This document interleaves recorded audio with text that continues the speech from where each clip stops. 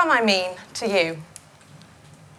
Read a textbook, and Sami is a member of the indigenous population of Fennoscandinavia and the Kola Peninsula of Russia, a region known as Sapmi. They're a diverse group of people often associated with the practice of reindeer husbandry. However, many Sami have never been a part of this now or historically.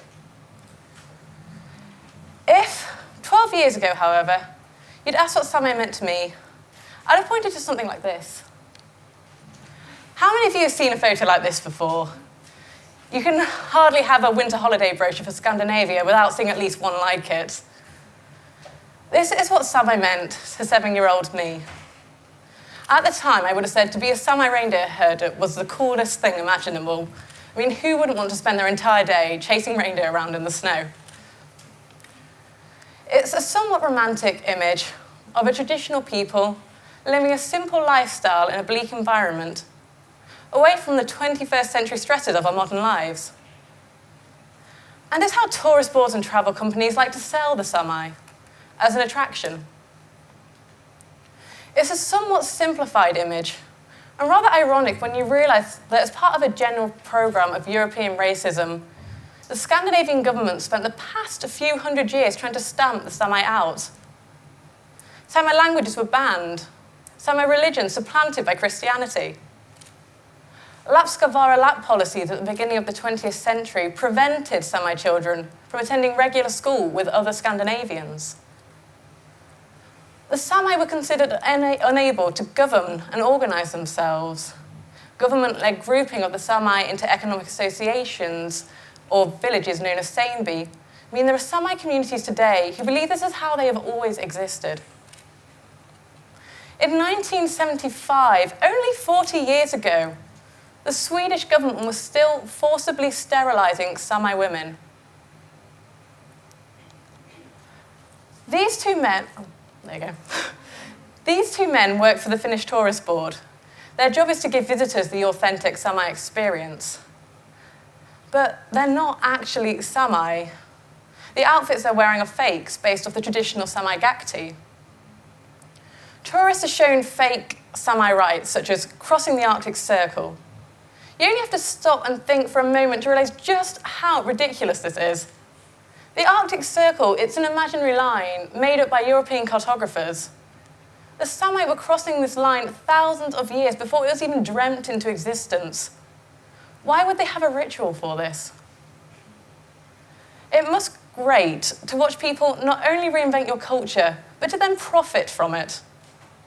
But the sad truth is, this is the reality faced by many indigenous populations across the globe. Many of us are aware of the trouble caused by Urban Outfitters' Navajo or Native American range. Or maybe not, because exploiting elements of a foreign culture as suits us is an act so often accepted that we cease to see it. This summer, while hiking in Sweden with friends, we stumbled upon Sami settlements from time to time. They weren't tents, they were solid wooden cabins with electricity, with Wi-Fi, with satellite TV. One night we camped outside the Sami village of Nikkaluokta when this great roaring announced the arrival of a man from the village. He wasn't dressed in gakti, rather jeans and a puffer jacket. And he wasn't transported by reindeer, instead by a monster of a quad bike. And his phone was in a better state than mine was. The Sami are not a cultural Disneyland. And they're not a living museum exhibit, preserved in time.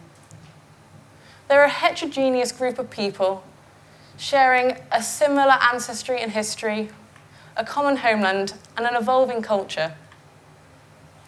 Imagine if I went home to England and said all Scots are kilt-wearing haggis-eaters who repeatedly play bagpipe renditions of Scotland the Brave. If I ignored those who wear jeans or prefer pizza or who perhaps think that the bagpipes are an assault on the senses, I'd be denying reality.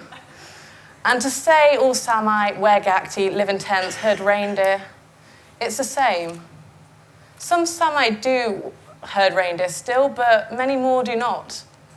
There are Sami artists, Sami authors, Sami politicians, actors, academics, researchers. The winner of Sweden's Got Talent, he was a Sami. They're living within the 21st century, just like all of us here. When we reimagine a culture to fit within our own desires, we destroy it. We mangle its reality beyond recognition. We have to go beyond accepting the traditional portrayals as we are given them and move on to questioning. And only then can we perhaps start to answer, what does Sami mean to you?